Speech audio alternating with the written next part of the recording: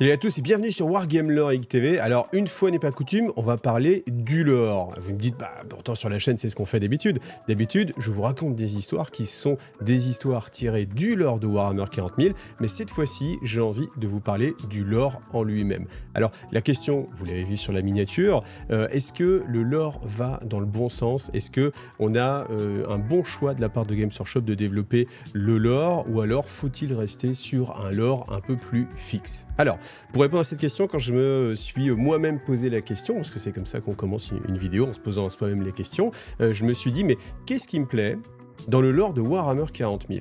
Et plus globalement, je me suis dit, mais qu'est-ce qui fait qu'on va être attaché à un univers en particulier? Alors bien évidemment, c'est le moment des comparaisons. Quand je fais les comparaisons, si tout de suite je vous demande quels sont les univers que vous préférez, forcément, vous allez me dire Warhammer 40 000, mais si on va au-delà de ça, eh bien, peut-être vous allez me dire Star Wars, peut-être vous allez me dire Le Seigneur des Anneaux, peut-être vous allez me dire Game of Thrones ou Dune. Vous voyez, j'ai pris 2 licences SF, 2 licences Medfan, mais on est sur des licences qui sont assez fortes. Et je me suis dit, qu'est-ce qui cause en fait l'attachement à l'histoire qui est développée dans ces licences-là? Alors, bien entendu, vous allez me dire, oui, la réalisation du film, etc.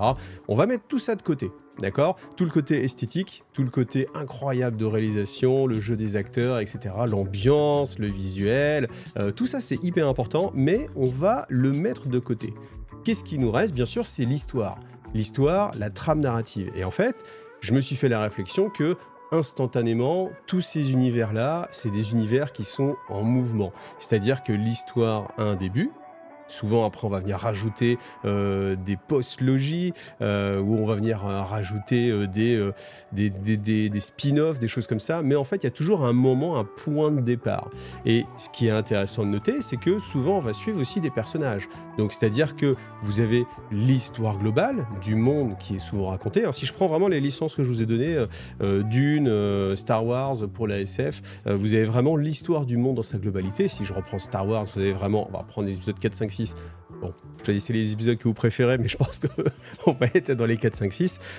C'est l'histoire de la galaxie à un moment donné où l'Empire enserre la galaxie d'une main de fer, et en fait, vous avez la résistance qui va essayer de libérer, et qui va, un spoil alerte, réussir à libérer la galaxie de l'emprise qu'avait l'empereur dessus.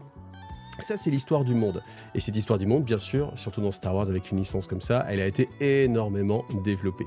Mais ce qu'il y a aussi à l'intérieur, c'est l'histoire de personnages. Et ce qui est intéressant aussi dans toutes ces licences-là, alors c'est un petit peu moins vrai avec Dune, parce que Dune c'est vraiment très centré sur Paul Atreides, un petit peu son père, mais un petit peu sa mère aussi, mais c'est vrai que c'est quand même assez centré sur Paul. Sinon, la plupart du temps, vous avez beaucoup de personnages. Alors c'est plus vrai du côté Medfan, je trouve, Medfan, avec justement Le Seigneur des Anneaux, ou alors Game of Thrones. Game of Thrones, vous avez vraiment des familles, vous suivez le destin des familles. Et quand on revient sur Warhammer 40 000, je me suis dit, mais qu'est-ce qui me plaît au final dans ce genre de choses? Ça va être les mêmes systèmes. Donc c'est-à-dire une évolution du monde dans sa globalité. Donc on est bien à l'approche de la fin du 41e millénaire. Bon, Games Workshop a un peu de mal à passer le 41e millénaire. Pour la petite histoire, en fait, ça fait des années qu'on est à... Alors, ok, pirouette scénaristique, maintenant le temps ne court plus à la même vitesse suivant l'endroit dans lequel vous êtes sur la galaxie, mais je crois qu'on était en V6, à la fin de la V6, il y avait une frise chronologique.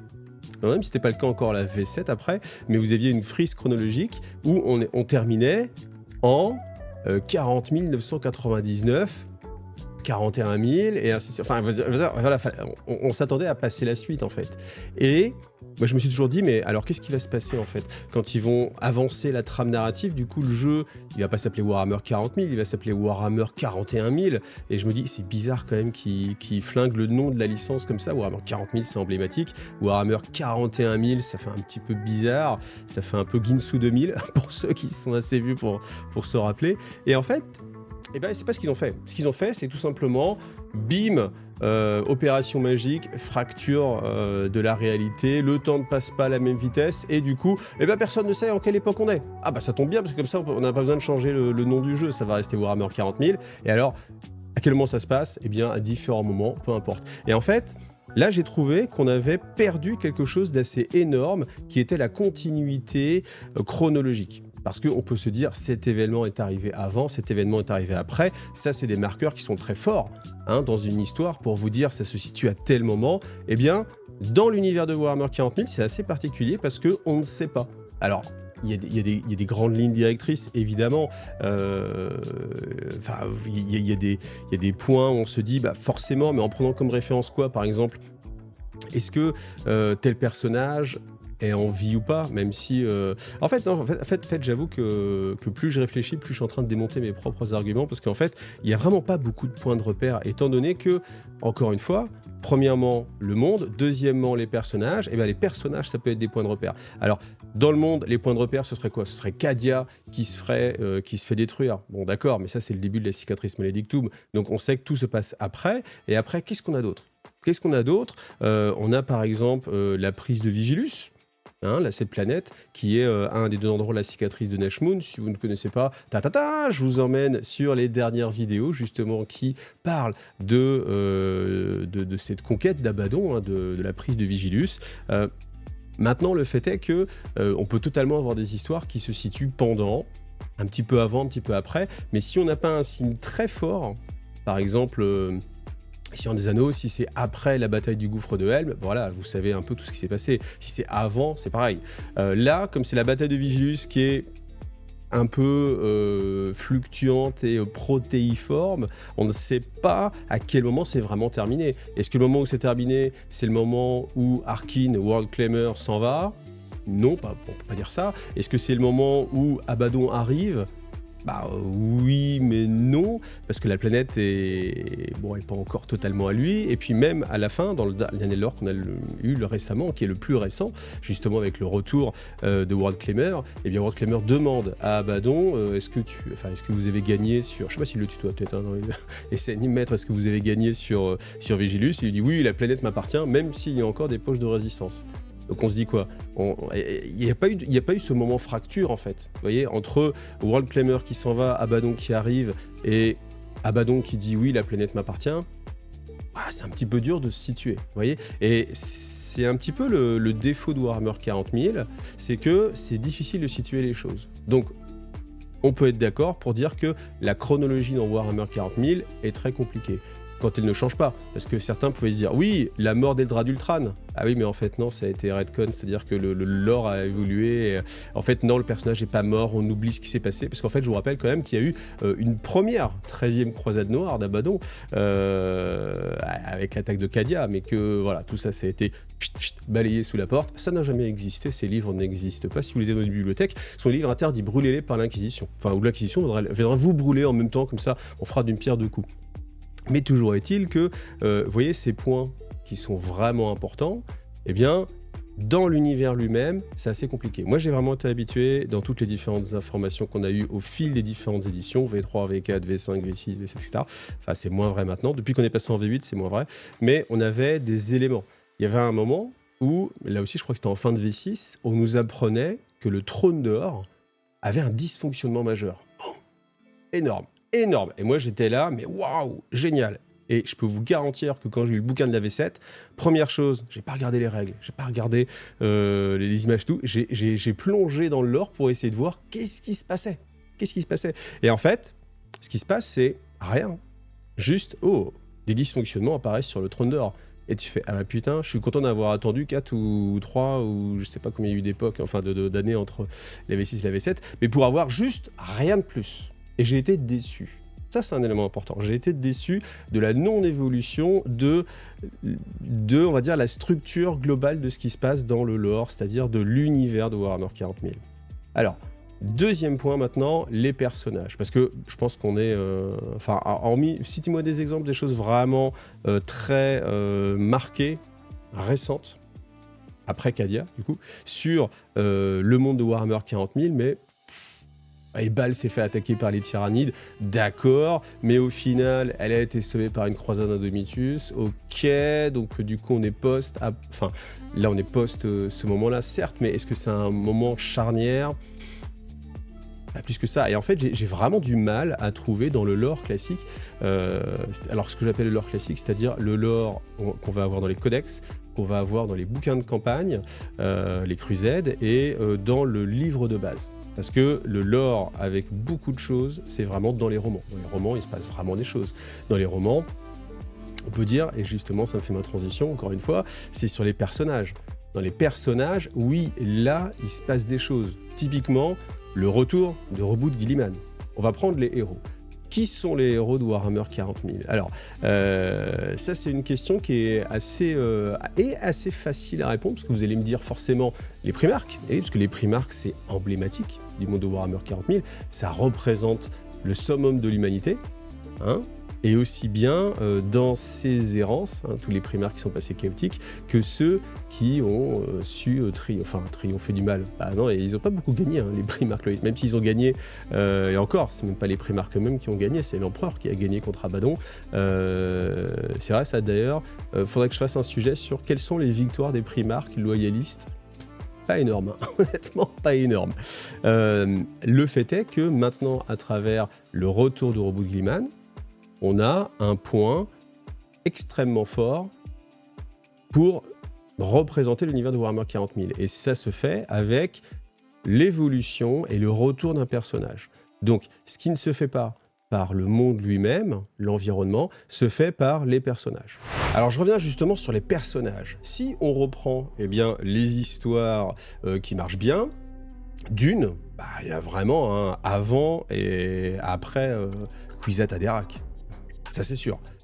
Si on prend Star Wars, il y a plusieurs époques, évidemment, mais on a Anakin Skywalker, Dark Vador, et puis Luke Skywalker. Bon, après, la suite, on passe. Mais il y a vraiment des points marquants avant, après, parce que les personnages ont connu une évolution majeure. C'est pareil sur Game of Thrones, c'est pareil sur Le Seigneur des Anneaux, c'est toujours...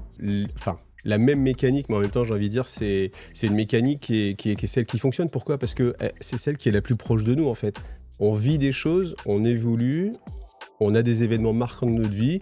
Vous rencontrez votre femme, votre mari, vous avez vos enfants, vous rencontrez des amis, vous perdez des amis, vous perdez des parents, et c'est des éléments extrêmement marquants. Et vous avez un avant et un après, parce que ça marque votre vie, en fait. Donc, c'est assez logique que c'est aussi ce qui va nous parler, parce qu'en fait, ce qu'on regarde tout simplement dans un film, dans un roman, c'est vraiment l'évolution des personnages pour essayer peut-être de se mettre à leur place, d'y avoir une sorte d'émotion qu'on va ressentir à travers le cheminement des personnages. Et c'est là où je veux en venir, c'est que sur Warhammer 40 000, le gros problème pour moi, c'est que les personnages évoluent très peu, ou en tout cas, dans ce qu'on a dans le lore, on va dire, Games Workshop, hein, en dehors de la Black Library, les personnages évoluent très peu. Citez-moi un personnage qui a évolué. Allez, citez-moi un personnage qui a vraiment beaucoup évolué. Là, tout de suite, vous voyez, si moi je réfléchis, je me dis, ok, un personnage qui a beaucoup évolué, je vais aller penser à... le premier personnage qui m'est venu à l'esprit, c'est Titus. Titus, ok, c'est du jeu vidéo. Donc je me suis dit, non, ça marche pas. Pas Titus. Après, je me suis dit, oui, forcément, Reboot Guilliman. Ouais, mais alors je me suis dit, attends, parce que Reboot Guilliman, c'est le début de la V8, le début du nouveau lore, et au final, c'est pas lui. Enfin, il incarne le changement, le retour des croisades Indomitus, les croisades Indomitus, mais rien de plus en fait. C'est pas son évolution, c'est pas à un moment donné où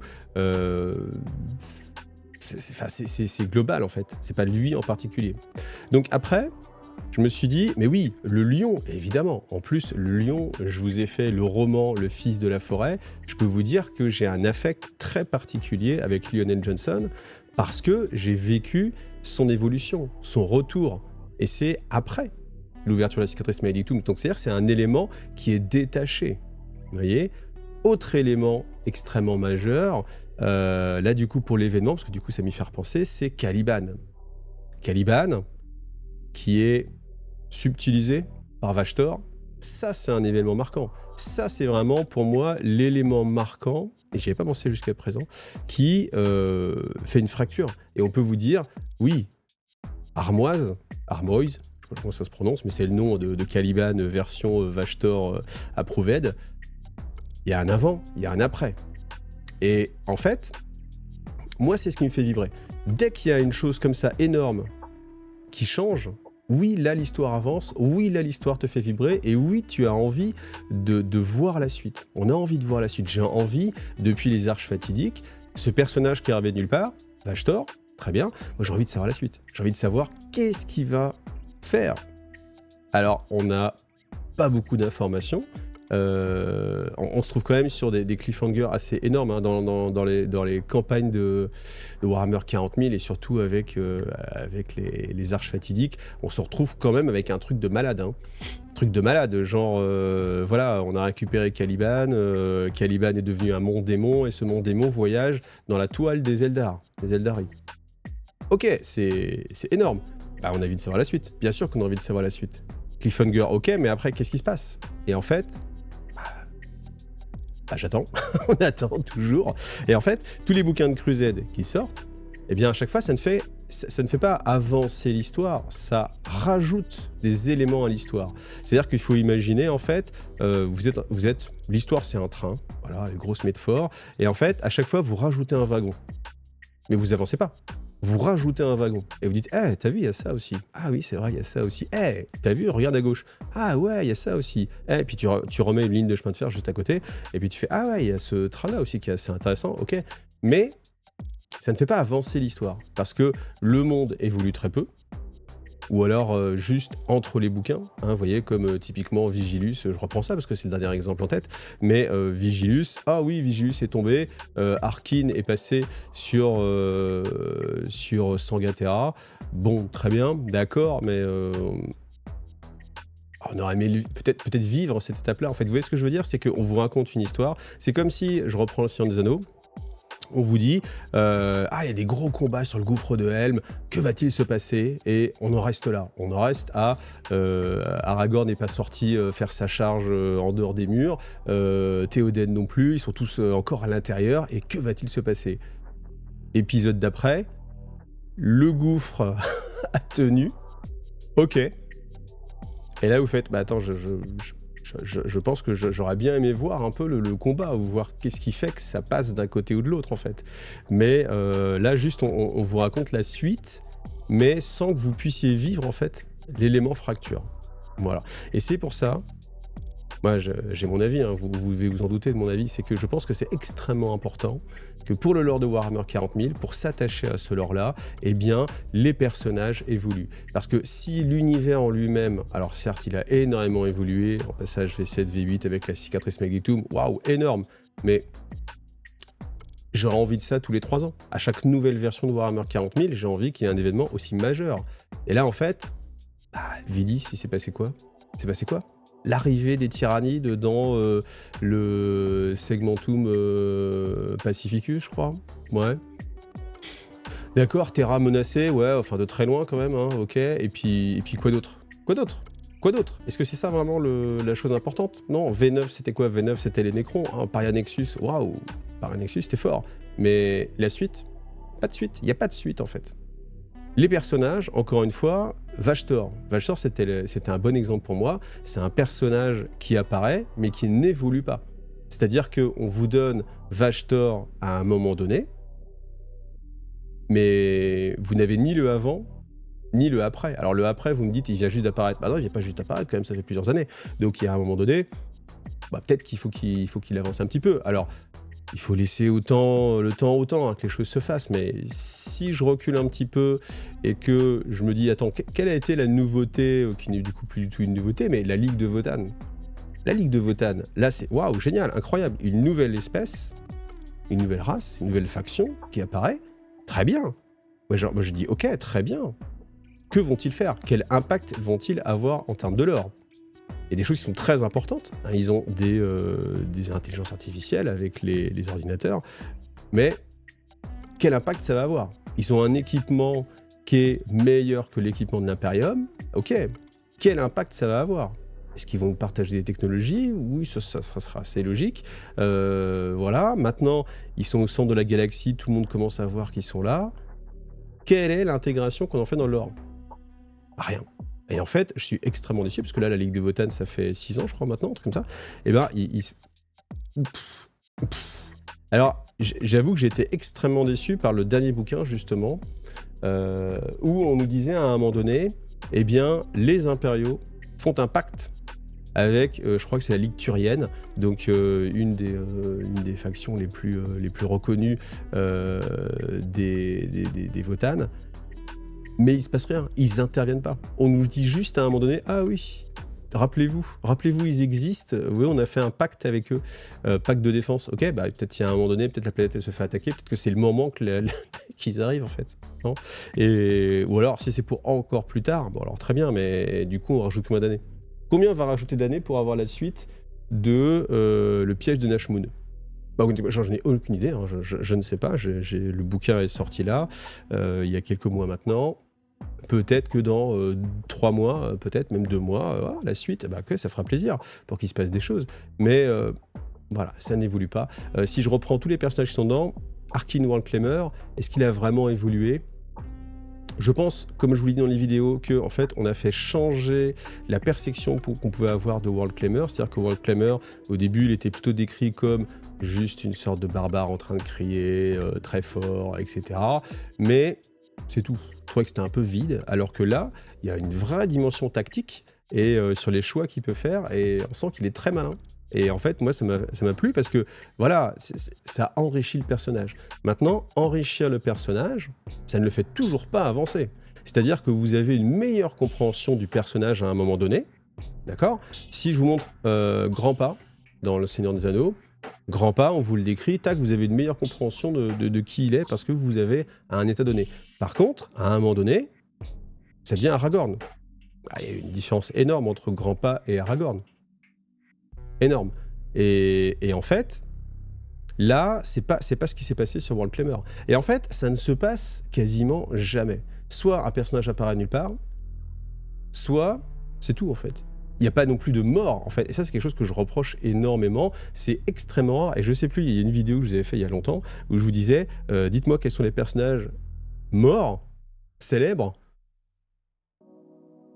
Marnus Calgar doit mourir, ok d'accord, mais il n'est pas mort. Enfin, techniquement, il est mort 3 fois, mais il est revenu 3 fois à la vie, très vite. Ridicule. Moi, je trouve que c'est ridicule. Alors, pour aller vers la conclusion un peu de cette vidéo, alors conclusion, est-ce qu'on peut faire une conclusion à ça? Je sais pas. Mais pour continuer un petit peu, je me suis dit, mais pourquoi tous mes univers chéris, ça évolue, c'est intéressant. Et en fait, c'est vraiment ça qui est intéressant, c'est l'évolution des personnages. Typiquement, je reprends Grandpa. Grandpa qui devient Aragorn. Waouh, c'est badass.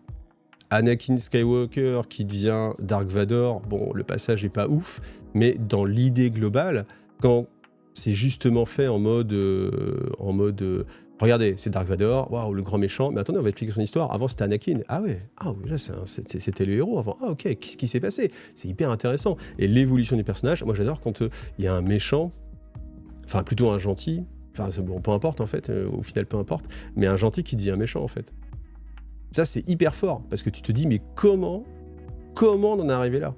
Et c'est hyper intéressant de voir l'évolution, parce qu'on peut se projeter sur soi-même et se dire, à un moment donné, j'étais comme ça, comment je suis devenu quelqu'un d'autre, d'aussi éloigné. Et ça, c'est vraiment fort, encore une fois, parce que on peut se rapprocher de ça, on peut le reporter sur nous-mêmes, et voilà. Et dans Warhammer 40 000, alors, à quel personnage on peut s'identifier? Déjà, comme je vous dis, il n'y a aucun personnage qui évolue vraiment.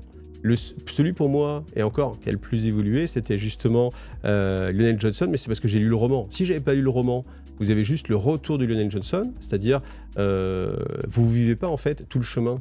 C'est-à-dire, enfin, vous l'avez vécu si vous avez lu le roman ou si vous avez vu mes vidéos, mais sinon, on vous met devant le fait accompli, quand vous ouvrez votre codex d'Archangel, que le lion est revenu, ok, il est accompagné des déchus, mais secrets, on les appelle plus des déchus, voilà.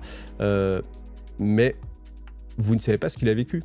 Donc, est-ce que vous pouvez être attaché autant que tous les gens qui ont vu la vidéo ou qui ont lu le roman ou que moi à Lionel Johnson? Je ne pense pas. Parce que vous n'avez pas vécu son évolution, son aventure, les combats qu'il a pu faire, le fait qu'il puisse lutter contre tous ses frères à la fin, je trouvais ça c'est vraiment intéressant. Le fait qu'il discute avec ce pêcheur et qu'il ne trouve pas la bonne question à lui poser, là, ça reste pour moi une interrogation. Donc, c'est une future porte qui va s'ouvrir un jour ou l'autre, je l'espère. Mais voilà, on en reste là. Comment il récupère son bouclier, comment il arrive à voyager dans les différents endroits, ce qui crée en fait,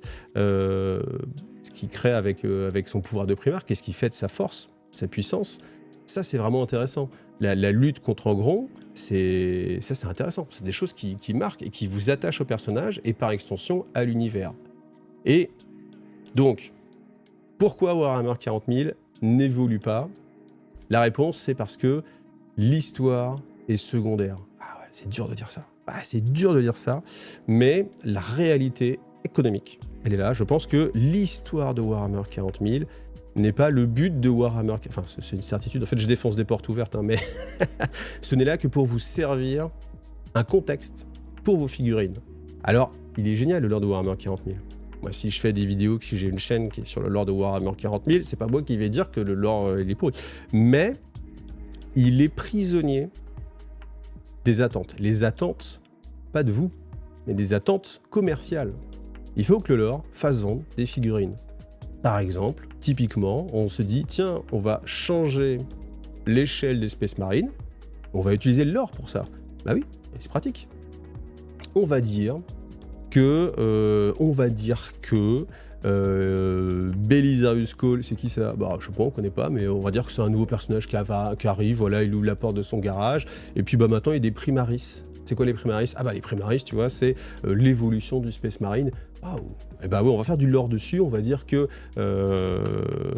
avec les capacités incroyables de Belisarius Cawl, plus le Sancprimus Portum, donc c'est-à-dire les gènes primaires qui ont été utilisés par l'empereur pour créer les Primarques, tout ça, Magic Power, les Primaris existent. D'accord, donc ça justifie l'existence des Primaris. Mais qu'est-ce qui se passe? Là, actuellement, eh bien, il n'y a quasiment plus de Firstborn, c'est-à-dire d'anciens Space Marines, et bah du coup, toute cette histoire, avec la genèse justement des Primaris, eh bien, elle n'est plus utile. Parce que tout le monde a accepté les Primaris, enfin tout le monde, non, pas toi, toi je sais que tu l'as pas accepté, mais hormis toi, tout le monde a accepté la plupart du temps les Primaris, les figurines, on va pas se cacher, sont quand même plus jolies. Alors certes, il peut y avoir un charme pour les anciennes figurines, mais bon, quand tu mets un Space Marine tactique classique à l'ancienne et puis un Primaris à côté, tu as plutôt envie de jouer le Primaris. Enfin moi en tout cas, c'est comme ça que je le ressens. La figurine est plus jolie, elle représente plus un surhomme, un post-humain, plutôt qu'une figurine assez petite, grande comme un garde impérial. Voilà. Donc, maintenant que le lore n'est plus utile pour faire accepter un changement d'échelle, dit comme ça, ça fait mal à mon lore, hein, ça fait mal à mon fluff, là. Mais voilà, et bien du coup, les Primaris, on oublie, on fait disparaître le nom de Primaris, et à un moment donné, les Primaris n'ont jamais existé, en fait. Non, il n'y a pas de Primaris, il y a tu es un Space Marine ou tu n'es pas un Space Marine. Mais il n'y a aucun moment où il y a du Primaris. Et vous voyez, ça, c'est la preuve, encore une fois, que le lore n'est pas une fin en soi, et que le lore n'est pas développé pour lui-même. En fait, quand je vous dis Dune, quand je vous dis Star Wars, bon c'est moins vrai Star Wars, mais le Seigneur des Anneaux, bah si Star Wars quand même, c'est pas fait pour vous vendre des choses, c'est juste fait pour vous raconter une histoire, alors vous faire aller au cinéma, acheter des bouquins, mais c'est tout en fait.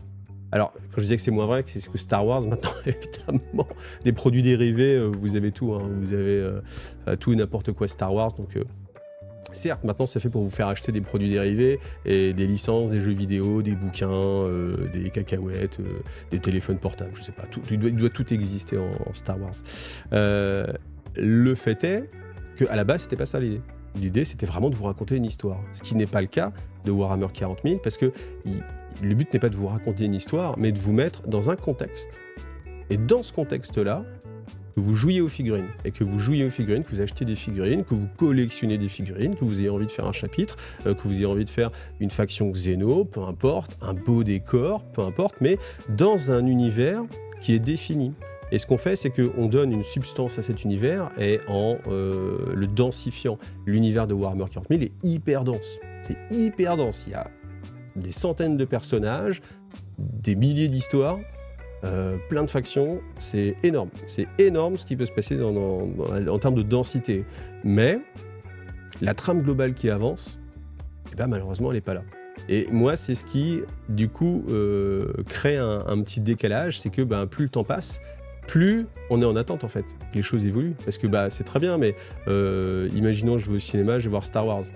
Très bon exemple, je vais voir Star Wars, je vais voir épisode 4. Bon, ok, non, j'ai pas pu aller si dans une rediffusion, mais pas quand il sort. Par contre, épisode 8, là je suis là, le gars il est sur son siège, il attend, il dit c'est génial, on y va. Non, épisode 7, pardon, 7, épisode 7. 4, 5, 6, 7, épisode 7.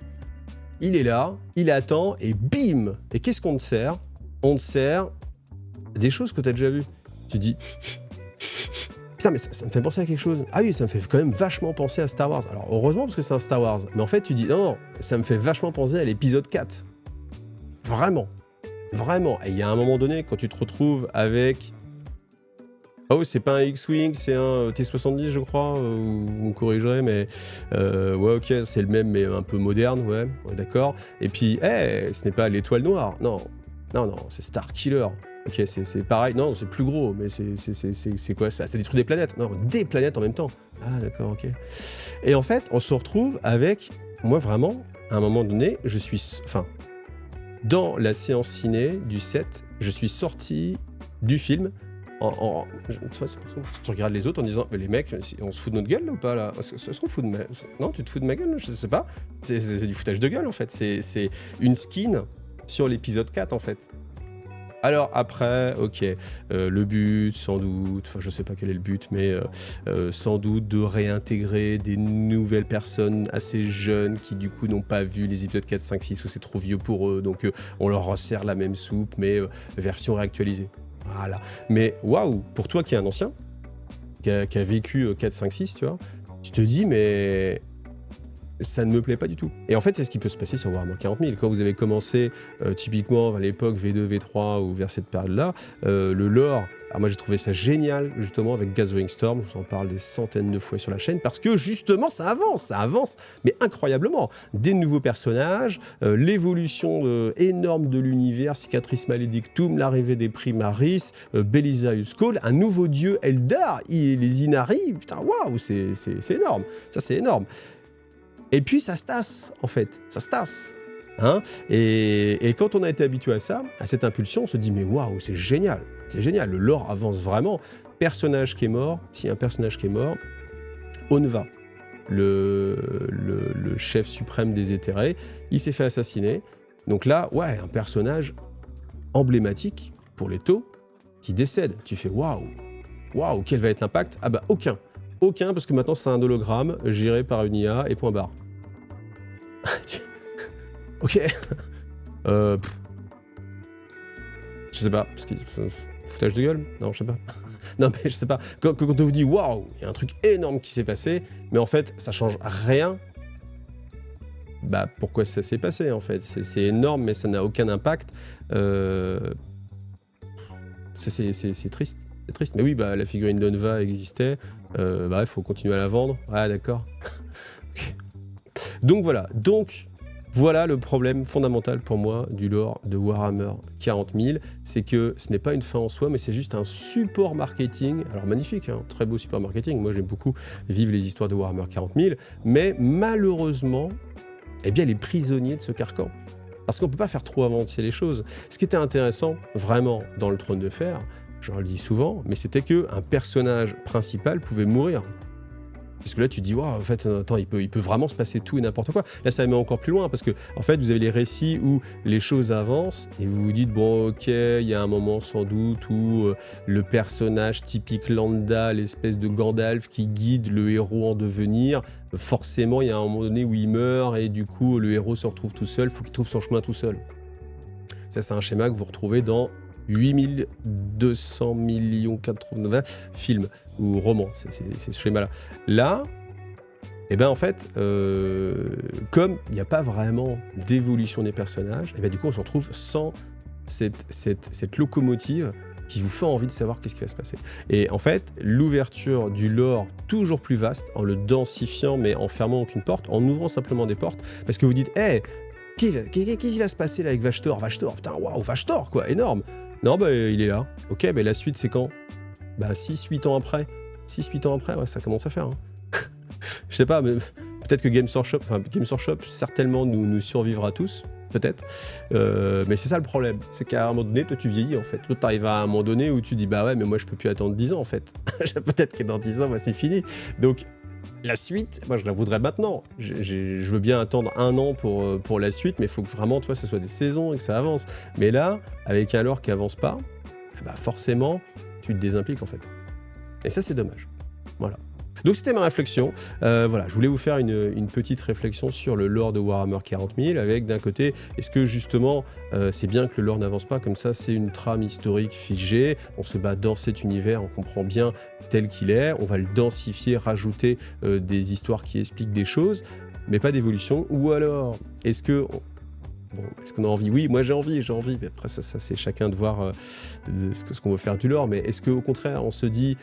J'aimerais que le lore avance, parce que c'est ce qui me permet de m'attacher à des personnages, et même si un personnage disparaît, bah c'est fort, c'est quelque chose de fort, comme ça, moi typiquement, c'est ce que je me disais, c'est que si un personnage disparaît, j'ai envie d'acheter sa figurine, peut-être plus que tant qu'il est là. Vous voyez? Donc au final, je pense que même en termes de marketing, il y a quelque chose d'assez intéressant. Puis après, en plus, on peut même imaginer, et c'est ce qui se passe avec les Résidorus, c'est qu'on vous vende le même personnage en plusieurs versions. On peut vous vendre typiquement un Fulgrim assez noble, encore loyaliste. On peut vous vendre un Fulgrim qui vient de passer du côté de la Résidorus, et qui est, enfin, du côté chaotique et qui a des mutations. Et puis on peut vous vendre un magnifique Fulgrim en plastique. Que s'est-il passé 10 000 ans plus tard? Et ainsi de suite. Et on peut avoir comme ça, et je vais penser par exemple à Star Wars à nouveau avec Boba Fett, on a plusieurs versions de Boba Fett dans Star Wars Légion, parce que bah, y a ces évolutions. Il y a un moment donné, voilà, il est dans l'épisode 4, 5, 6, et après, à un moment donné, c'est dans le Book of Boba Fett, etc. Donc il a des équipements différents, et ça permet bah, de vendre en plus des figurines différentes. Donc c'est pour ça que je pense qu'il y a quand même moyen de séduire les actionnaires en disant non, vous n'allez pas perdre d'argent, regardez, même on va trouver un moyen pour que le gars il rachète Roboute Guilliman. Pourquoi? Et bah peut-être parce que maintenant, je sais pas, il a un nouvel équipement, ou je ne sais pas, enfin c'est pas à moi d'imaginer ça, mais vous voyez, il y a toujours ce côté-là. Et puis vous dites, ah tiens, là l'histoire a avancé, on n'est plus à la même époque, et ainsi de suite. Voilà. Bon, en tout cas, c'était cette réflexion que je voulais avoir sur la chaîne, parce que sur la chaîne, c'est vrai que j'ai envie qu'on réfléchisse sur le lore de Warhammer 40 000, j'ai pas envie d'être juste passif. En fait, c'est peut-être ça le secret de tout ça. C'est que ça me saoule d'être passif sur Warhammer 40 000, parce que ça avance pas assez vite pour moi, voire ça n'avance pas. Et donc du coup, j'ai envie de le prendre en main, j'ai envie de chercher des choses, j'ai envie de le manipuler en fait. Comme j'aime cet univers de Warhammer 40 000, j'ai envie de le faire vivre, et donc du coup de me l'approprier, en réfléchissant justement sur, tiens, est-ce que vraiment le Planet Killer, est-ce qu'il a son intérêt, à quoi il sert, je sais pas, quelle est l'évolution des déchus, comment ils peuvent être acceptés, vivement la rencontre entre Roboute Guilliman et Lionel Johnson, c'est quelque chose je suis impatient de savoir. Vashtor, que va devenir Vashtor? Alors ça, je pense qu'on aura un moment où le codex Dark Mechanicus va sortir, et dedans, on aura vraiment beaucoup de lore, et on aura de nouveau, alors j'espère, l'évolution de Vashtor. Je vous avoue que si, quand ce codex sort, j'ai aucune information, mais je pense que ça sortira un jour, quand ce codex sort, si on vous décrit simplement ce qui s'est passé dans les arches fatidiques, sans aller plus loin, mais au secours quoi. Voilà. En tout cas, si ça vous a plu, comme d'habitude, n'hésitez pas à liker, à commenter. Je lis tous vos commentaires, même si j'ai pas le temps de répondre à tous. Et puis, vous pouvez aussi soutenir la chaîne. Je vous rappelle que la chaîne, c'est mon travail à plein temps. Donc, il faut bien gagner des sous-sous. Les sous-sous, c'est Tipeee. C'est grâce à vous, qui me permettez de faire les vidéos qui me plaisent. Ça, c'est une vidéo qui me plaît vraiment, où il n'y a pas à suivre une actualité. C'est j'ai envie de parler d'un sujet qui me plaît. On peut se permettre de le faire. Ça, c'est grâce à tous les gens qui me soutiennent sur Tipeee. Donc, vraiment, merci énormément à vous. Et puis, si vous voulez continuer à acheter des figurines, il le faut, n'hésitez pas à passer par MyObiPlus avec moins 20%, et puis 5% reversé à Iggy TV. Voilà, merci à vous en tout cas, gros bisous, et à bientôt, salut, bye.